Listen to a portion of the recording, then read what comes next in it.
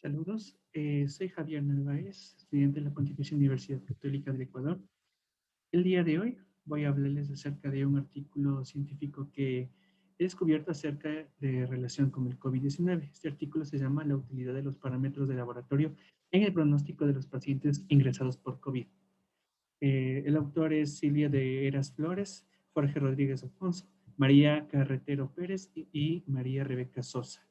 Podemos encontrar aquí en estos fuentes bibliográficas.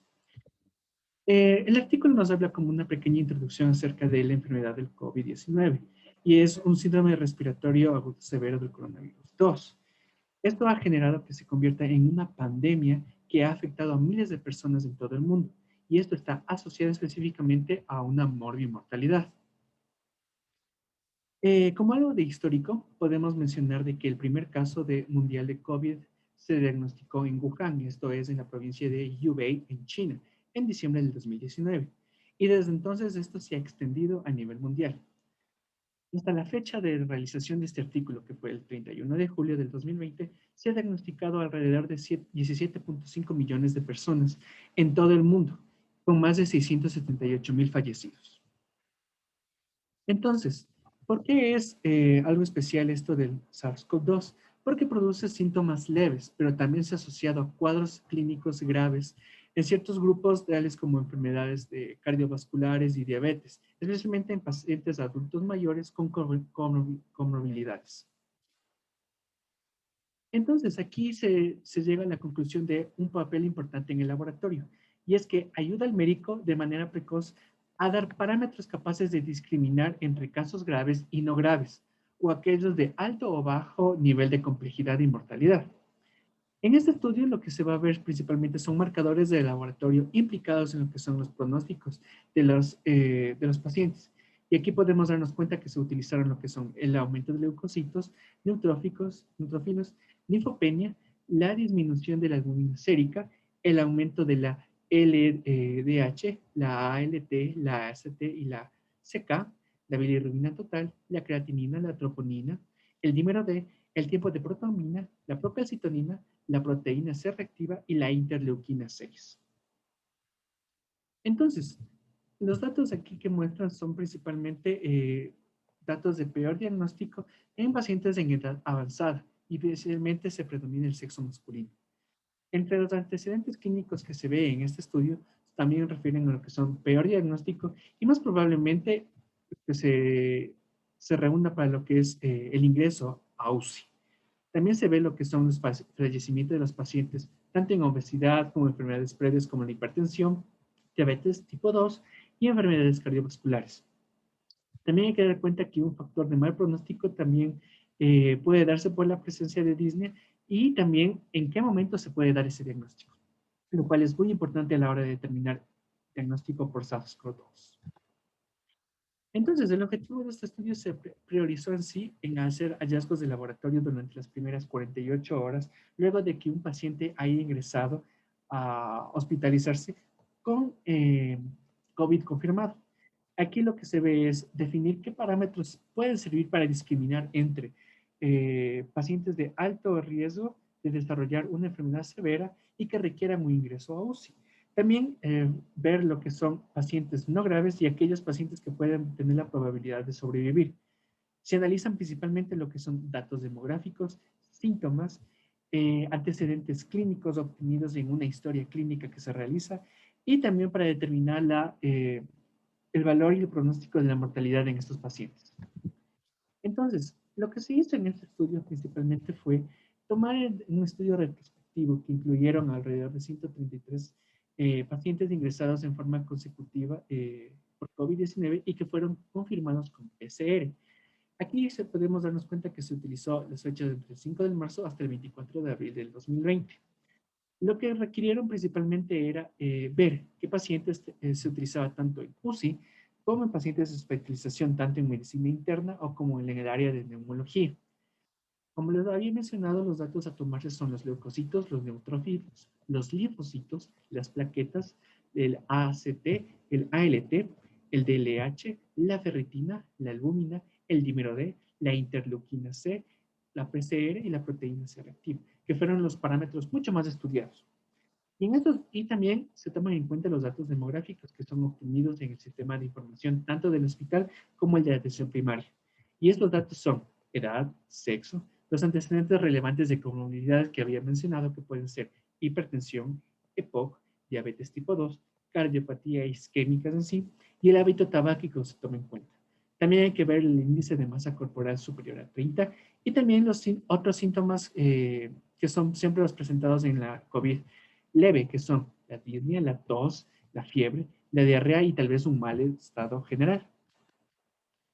Aquí lo que podemos darnos cuenta es que en los pacientes graves y no graves se ven también lo que es la toma con los pacientes fallecidos también. Se considera también que reunía pacientes que reunían criterios tanto en los graves, no graves y los fallecidos, se tenían que tomar en cuenta en este tipo de estudio.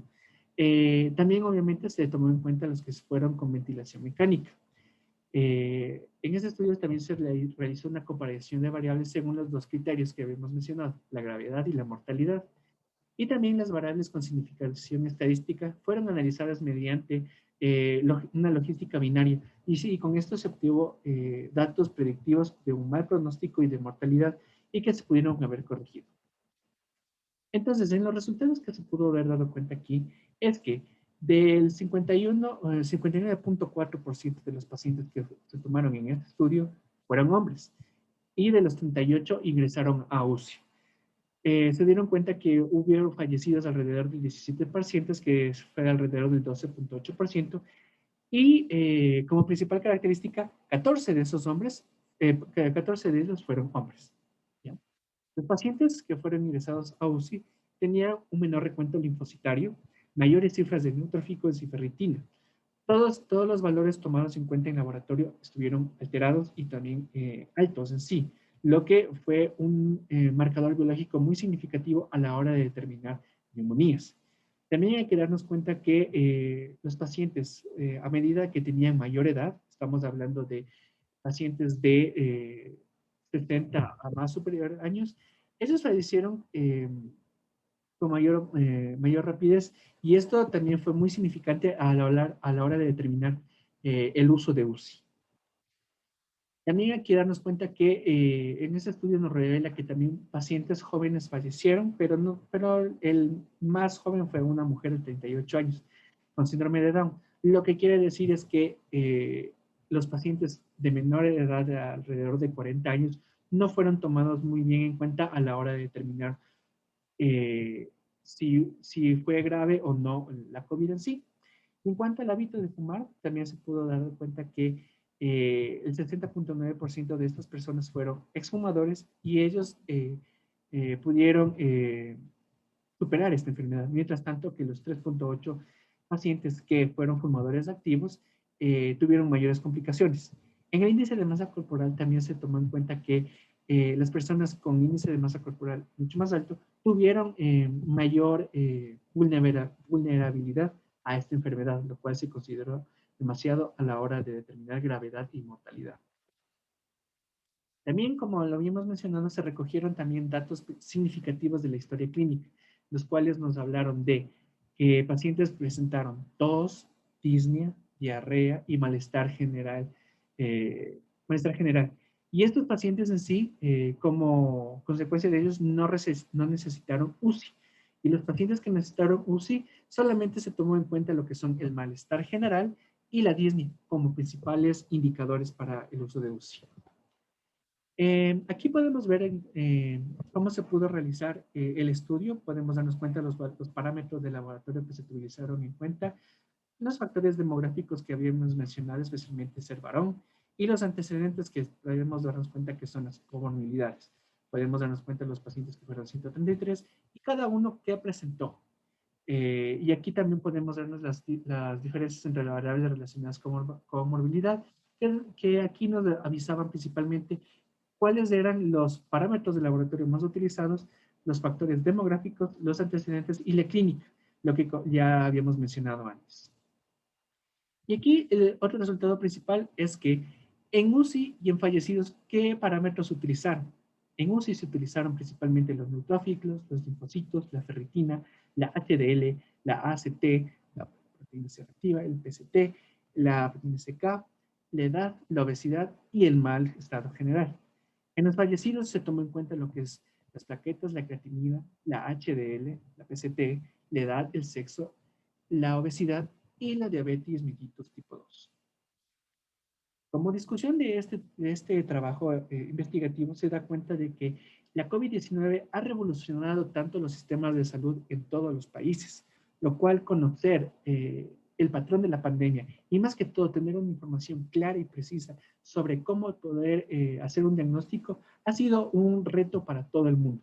Y la información que siempre se tuvo en cuenta fue lo que se tuvo a partir de China, lo cual esto a lo largo del tiempo ha ido evolucionado y ha sido de vital importancia, más que todo para la atención de los pacientes que han requerido ingresos en sí. Y esto nos ha ayudado también a que se reduzcan las complicaciones y por tanto haya un mejor pronóstico y una evolución frente a esta enfermedad. El laboratorio clínico también ha sufrido una especie de evolución, ya que ha tenido que adaptarse a la nueva realidad que estamos viviendo hoy en día, lo que ha hecho que haya cambios de protocolos y normas de trabajo, especialmente a la hora de detección precoz de un COVID.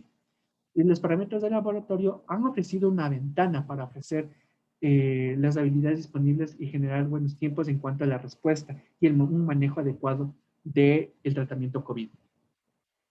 También hay que darnos cuenta que en la relación a los síntomas, la disnea va a tener siempre un papel predominante a la hora de detectar COVID, ya que esto nos va a ayudar a ver estado univariante y el reflejo de una mayor afectación pulmonar. La fiebre también es un indicativo de infección. Sin embargo, hay que tener en cuenta que puede deberse a otros tipos de sintomatología, lo cual ayudaría principalmente a la detección de un diagnóstico diferencial. Sin embargo, la fiebre no hay que descartarlo. Y también algo muy importante que nos dice este artículo es que a pesar de que se realizó en el 2020, siempre debemos darnos cuenta de que la medicina evoluciona. Y por lo tanto, estos artículos en sí pueden tener cambios o modificaciones a lo largo de qué es lo que se puede descubrir gracias a esta enfermedad, lo cual es importante tener a la hora de hacer un buen diagnóstico, valores y parámetros actualizados para que nos ayudará principalmente a la detección de un COVID. Como una conclusión final, podemos decir que el estudio en sí de esta investigación lo que nos ha ayudado es que los pacientes tengan una mejor calidad de vida, siempre y cuando sea un diagnóstico verídico, exacto y más que todo con un apoyo invaluable de las medidas de laboratorio, nos ayudará a sobresalir principalmente en esta enfermedad. Hay que tomar en cuenta que el conocimiento de esta enfermedad es nuevo y por lo tanto puede sufrir cambios y que gracias a estos cambios ha podido la historia de la evolución de esta enfermedad poder tener una resolución mucho más acertada. Eso sería todo. Muchas gracias por la atención.